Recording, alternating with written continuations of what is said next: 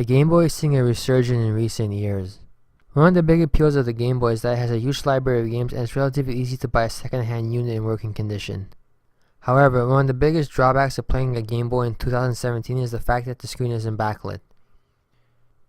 It was okay in 1996 when the Game Boy Pocket was released because we weren't used to backlit LCD screens on our electronic devices. Now, however, backlit LCD screens are omnipresent. Luckily, the Game Boy community has developed a way to add backlight to the original Game Boy and Game Boy Pocket. After watching other videos on this topic, I will show you how I added a backlight to a Game Boy Pocket. I chose the Game Boy Pocket because that's what I grew up on. These are the tools that you will need. Tri-ring screwdriver or bit. Soldering iron. Mine is a Zytronic 200GX rated at 25 watts. Some solder. Wire strippers and cutters that support 28 gauge wire. Phillips bit or screwdriver. The backlight kit. I bought mine from retromodeling.com and they come in multiple colors. I chose white. A Game Boy Pocket. Make sure you get one that has a working screen. Paper towel or microfiber cleaning cloth to put the Game Boy and all necessary materials on while you are working. AAA alkaline batteries or a Game Boy Pocket AC adapter for testing. Can of WD-40 with a nozzle attachment. Protective eyewear. Rubbing alcohol and Windex. Q-tips, credit or charge card. You can also optionally get a fume extractor, some tweezers, and a vise.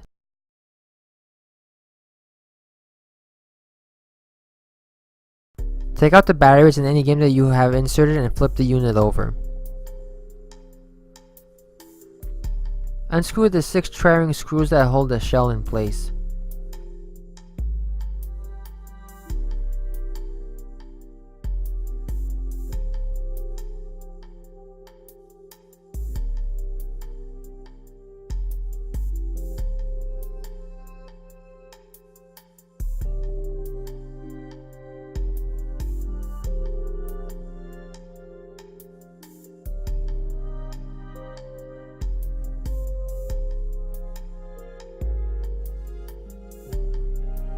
Put the back aside and then use your Phillips screwdriver to unscrew the 3 Phillips screws that hold the motherboard down.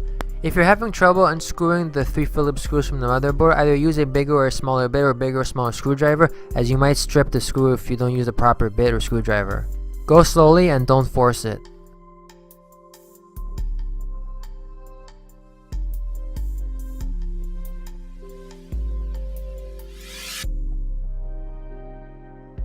Next, we need to remove the screen ribbon cable on top of the unit. There are 2 tabs on the top that hold the ribbon cable in place. Use your fingernail to lift them both up.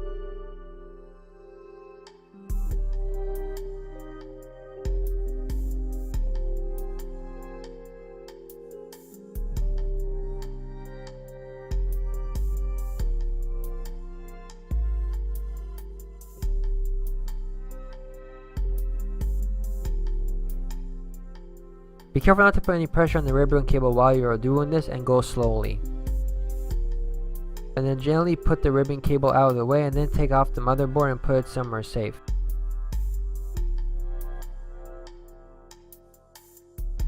Next, remove all of the buttons.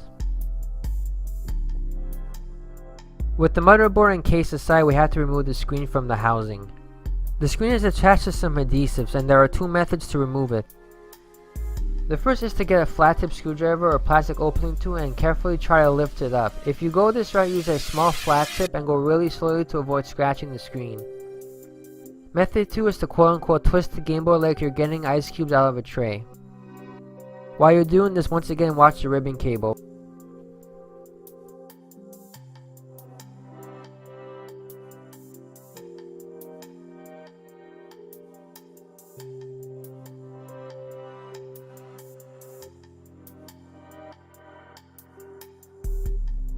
You can remove the adhesive after you've taken the screen off if you want. I didn't, though.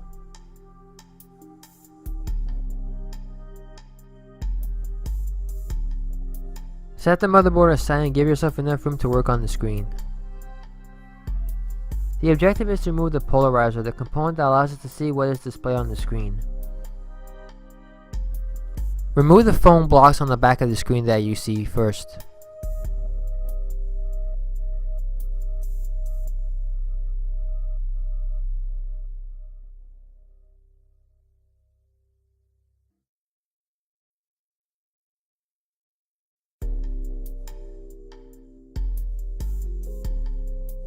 Unfortunately, the polarizer is stuck on the glass panel like a big sticker and the adhesive is strong. I'm going to show you two ways of removing it. Both methods involve lifting the bottom right corners away from the ribbon cable of one side of the adhesive. You can use a hobby knife to do this. What I used was some soldering tools that I bought. Make sure when you lift both sides that you get both layers and go slowly.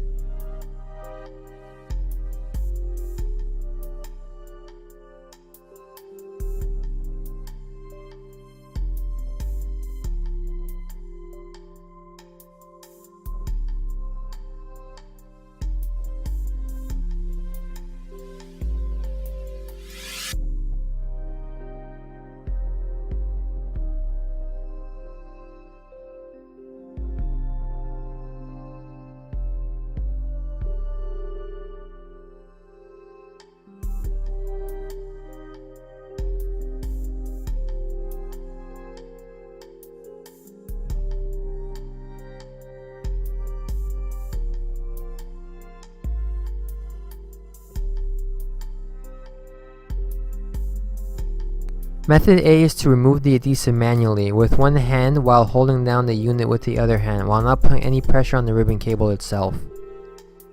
Unfortunately, when I tried doing like this, it took me almost 45 minutes to remove the adhesive because I was trying to put as little pressure on the ribbon cable as possible.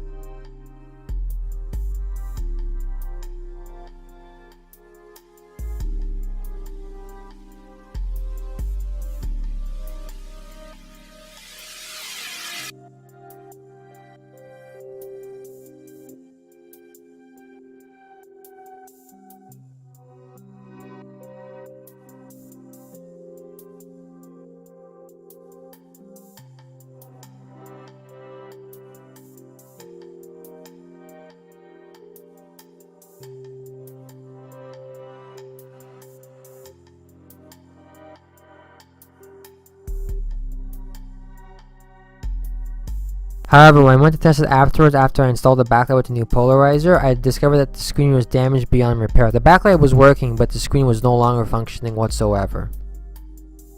For method B, what you need to do is lift the corners like normal and then use a credit card or a charge card that you don't care about and start peeling out just a little bit of the adhesive with one hand while holding the other hand. Be very careful not to touch the ribbon cable while you're doing this. Once you've lifted up a bit of it, get your can of WD-40, put on the nozzle attachment, and spray once in between the screen and the adhesive. Then wait for 10 minutes for the WD-40 to do its thing. The WD-40 may leak out while you're doing this, just clean it with another cloth or paper towel. Once that's done, continue removing the adhesive. You can tape a paper towel around your credit card if you want. If you have a vise, you may want to secure the screen on it so you don't have to hold the other corners of the screen with your hand. Don't put a lot of pressure and go slowly.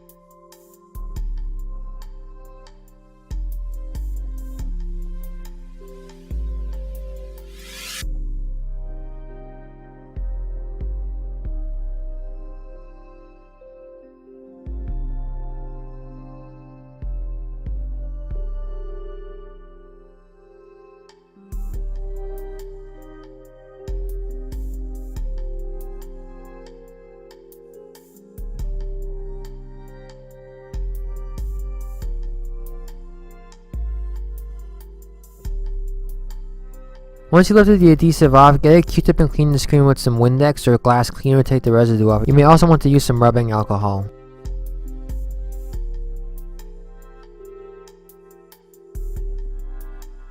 Clean the screen with a cloth to get the dust off. If there's any dust remaining once you finish the backlight installation, it will be visible when you power it on, so ensure that no dust remains. Put the screen in a safe place and put a piece of paper towel on top of it to ensure that it will be out of harm's way. This will also keep any dust off. There are a couple of different configurations for backlight kits, but they all come with the same materials, mainly wire, the kit, and the polarizer. My kit already had the wire soldered to the backlight kit, but if yours didn't come with them already installed, then you'll have to prepare the solder pads first and then solder the wire to them. Some kits also come with a resistor. The objective is to solder the positive and ground wires to these 2 points on the Gameboy Pocket's motherboard near the cartridge connectors. The red right wire connects to the VCC solder on the far right, and the black left wire connects to the ground solder on the far left. Before soldering though, you want to prepare the backlight. Cut a small piece of electrical tape and place it on the back side of the backlight ribbon. This will ensure that the area won't come in contact with the cartridge connectors and will also prevent shorts. If you need to solder the wires to the pads, this is the time to do it. Once you solder them, don't trim the wire just yet though. Once you finish assembling the backlight, you can test it. To do this, get some alligator clips and connect each end of the alligator clip to the solder joints on the motherboard, those V, D, D, and ground points, and then connect the other end of the alligator clips to the wires on the backlight.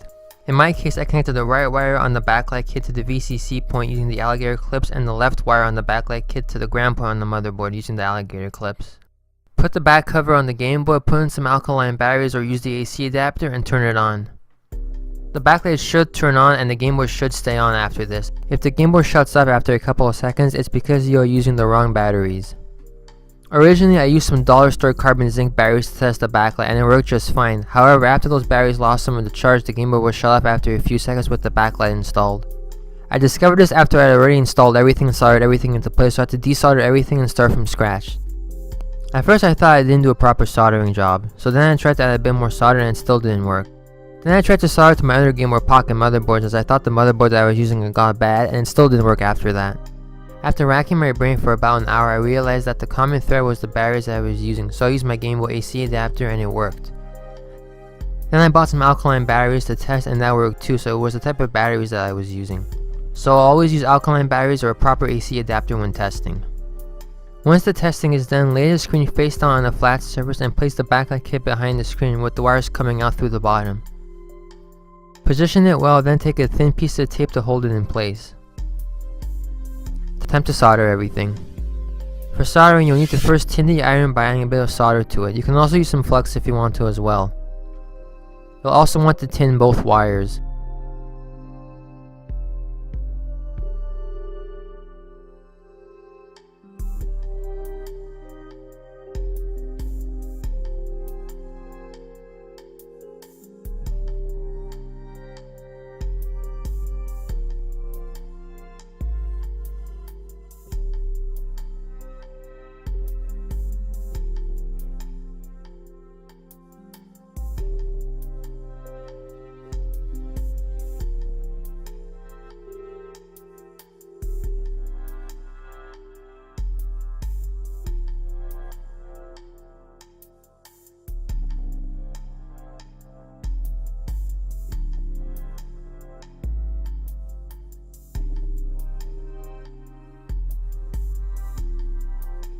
Once that is done, these wires need to get soldered onto those two joints that I mentioned earlier.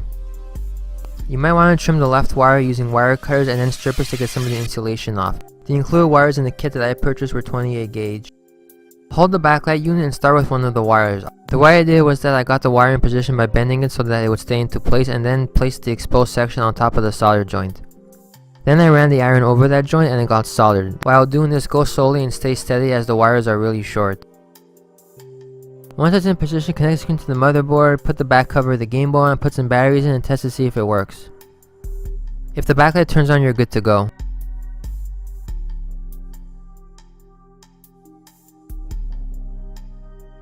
Now I need to install a new polarizer.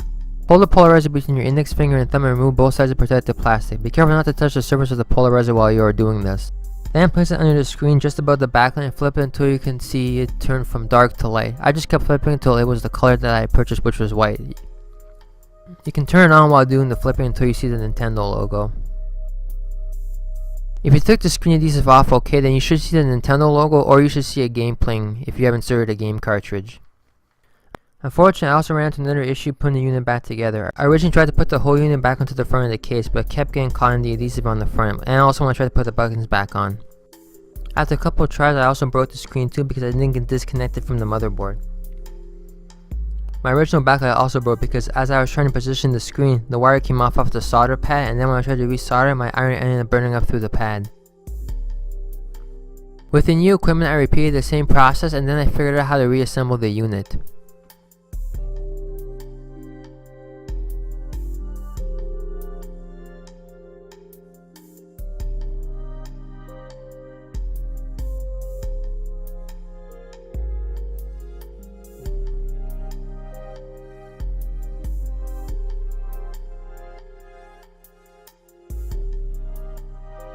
What you have to do first is put all the buttons back and then disconnect the screen from the motherboard.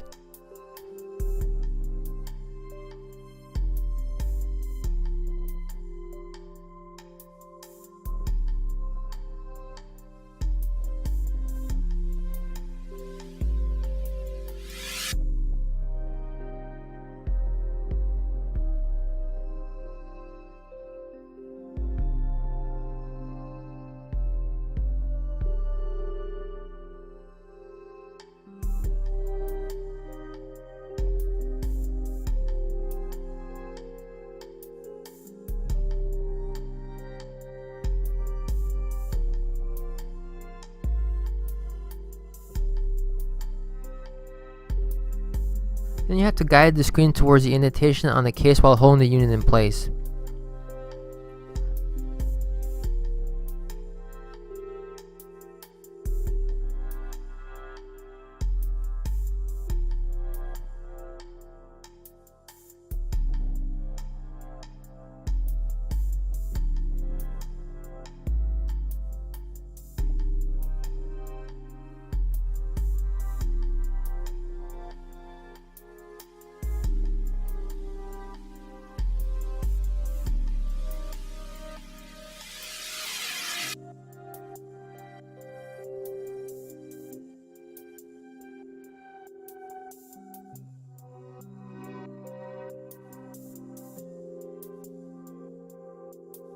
Put the screws back and then test everything to make sure that the backlight works and the buttons work as well.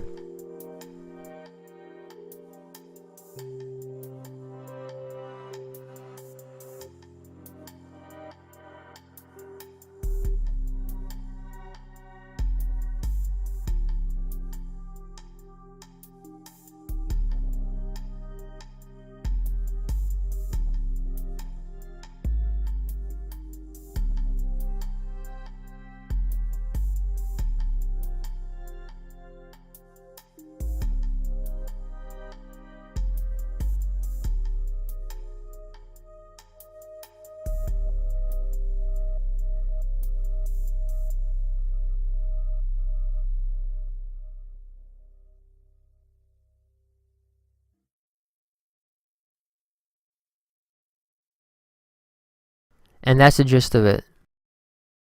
This is perhaps one of the easier console modifications available. Even though I had some issues installing it, I would say that it's worth doing. If you're looking to get into console modification, this is a good place to start. Just don't use your childhood Game Boy.